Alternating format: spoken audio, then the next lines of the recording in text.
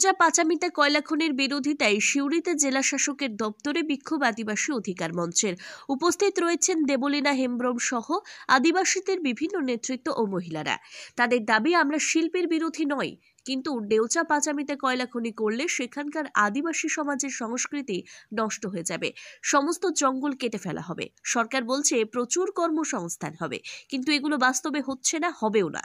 পরিবার পিছু একজন করে চাকরি দেওয়া হচ্ছে, বাকিরা তাহলে কি করবে? সেই উত্তর সরকার দিতে পারেনি। তাদের আরো বক্তব্য, এই রাজ্য সরকার শিল্প সম্মেলন করে কিন্তু শিল্প আনতে পারে না। দেউচা পাচামির পাথর বিক্রি করার জন্য এই সমস্ত কিছু করা হচ্ছে। উপস্থিত আছেন আমাদের পরেশ হাঁসদা, রাজ্য কমিটির অন্যতম সদস্য। এখানে উপস্থিত রয়েছেন শাসকের কাছে পশ্চিমবঙ্গ আদিবাসী অধিকার মঞ্চের পক্ষ থেকে এখানে দেউচা পাচামিতে কয়লা খনির বিরোধিতা করে আমরা জেলা শাসকের কাছে ডেপুটেশন আমরা দিই। কয়েকটা দাবি আমরা বলেছি, জোরপূর্বক কোনো আদিবাসীকে এখানে উচ্ছেদ করবেন না। একটা লোকও যদি আদিবাসী এখানে হচ্ছে যে জোরপূর্বক আপনারা উচ্ছেদ করেন, তার ফল কিন্তু ভালো হবে না। এবার হচ্ছে যে জল জঙ্গল জমিনের যে অধিকার আছে, সেই অধিকার থেকে আদিবাসী মানুষদের বঞ্চিত করা যাবে না। আমরা বলেছি যে ওখানে শুধু আপনারা প্যাকেজ দিচ্ছেন, চাকরি দিচ্ছেন, ওখান থেকে উচ্ছেদ করে অন্য জায়গায় কলোনি স্থাপন করবেন, এটা আদিবাসী সংস্কৃতির একদম বিরোধী। আমরা আদিবাসীদের ভাষা, আদিবাসীদের সংস্কৃতি, পরম্পরা, সেই জায়গা থেকে হচ্ছে আদিবাসী মানুষরা এক চুলো এখানে হচ্ছে যে নড়বে না। সরকারকে আমরা রিথিঙ্ক করতে বলছি। উনি সরকারের পক্ষে করবেন, রাষ্ট্রের পক্ষের প্রতিনিধি হয়ে এসেছেন, কিন্তু ডিসিশন মেকারের ক্ষেত্রে উনি তো আর ওটা করবেন না, ওটা সরকারের ডিসিশনের মধ্যে। আমরা যাতে যে সরকার এই ধরনের ডিসিশন যদি গ্রহণ না করে, সেটার হচ্ছে যে আবেদন ওনার মাধ্যমে আমরা সরকারকে পাঠিয়েছি। কেন্দ্রীয় সরকারের কাছে উনি পাঠাবেন বলেছেন।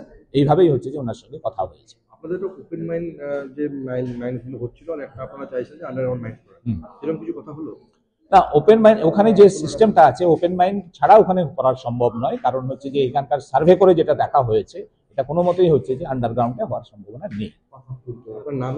ডক্টর পুলিন বিহারী বাসকে, পশ্চিমবঙ্গ আদিবাসী অধিকার মঞ্চে রাজ্য সম্পাদক। কি নিয়ে বিক্ষোভ? এবং কতবার বলবো একটা কথা, বারে বারে বললাম তো, ওখানে কয়লা যে খুলামুখ ওইটা তুলা চলিবে নাই। আমাদের ওখানকার মানুষের অসুবিধা হবে। ওখানে দীর্ঘদিন ধরে বসবাস করে আছে সেই জায়গাতে, তোরা কোথায় যাবে? হ্যাঁ, তারা কোথায় যাবে? তা সে এখানকার মানুষের এখন তো বড় বড় কথা বলছে, এই টাকা দিব, চাকরি দিব, তারপরে কত রকম ইয়া করছে, দেখাচ্ছে। ওইটাই ঘুরিয়ে ফুরিয়ে ওই পুতুল নাচার মতো একটা টুক করে তুলবে, আবার নামাবে, সেই রকম আমাদেরকে করছে। আর আদিবাসী মানুষ তো সাদা সিধা সরল মানুষ, তারা অত সাথে পাঁচের মধ্যে থাকে না। তবে একটা জানে, প্রতিবাদ করতে জানে। ওরা বলেছে এখানে করা চলিবে না, এখানে আমাদের অসুবিধা হবে এখানটায় করলে। আমরা প্রতিবাদ করছি, এটা সরকার বিবেচনা করবেন। সরকার তো আমাদের নিয়েই সরকার, ওখানকার মানুষ নিয়েই তো সরকার।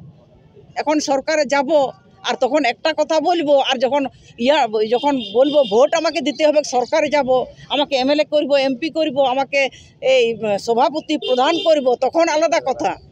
তখন বলবে আমাদেরকে জিতাও, আর তারপরে এখন বলছে তোমাদেরকে মোচড়াবো জিতার পরে। সেই রকম হচ্ছে না। সেই জন্য আমরা তাদের পাশে এসেছি। একটা পরিবেশ ভালো থাকুক, শান্ত থাকুক, সুস্থভাবে তারা ওখানে জীবনযাপন করুক। দীর্ঘদিন ধরে আছে, এখন থেকে নতুন করে টুক করে ওখানে আসে বসে নাই। ওরা অনেক দিন থেকে আছে, ওদের ঠাকুর দাদার থেকে তার আরো বেশি, তাই তো 8 বছর লাহারে অনেক দিন থেকে বসবাস করে আছে। আর বাবা কয়লা ওইখানটাও ওরা সন্ধান পাক, সেটাও একটা ওই জায়গাতেই হোক, আমাদের যেখানটায় আদিবাসী মানুষরা বসবাস করে আছে, চাষবাস করে খাচ্ছে, সেই জায়গাটাই হোক, আর ওদেরকে উচ্ছেদ করা হোক দীর্ঘদিন ধরে। সেই জন্য আমরা বলছি ওইটা বিবেচনা করা উচিত। ওখানটায় হলে মানুষের অনেক ক্ষতি হবে, সেই কারণে আমরা এসছি। স্বেচ্ছায় তো অনেকজন জমি দিয়ে দিয়েছে, ওইটা বললে তো আর হবে না। স্বেচ্ছায় আমাদের সিঙ্গুরও অনেক স্বেচ্ছায় জমি দিয়েছিল, তখনটা তো হইল না, তখন তো তাড়াইলো। এখন আমাদের ছেলেগুলো কোথায় যাচ্ছে কাজ করতে, এটা একটু ভাবতে হবে। এখন সরকারে আছে একটা মুখ, আর যখন সরকারে থাকব না তখন একটা মুখ, এইটা তো মানা যাবে না বাবু।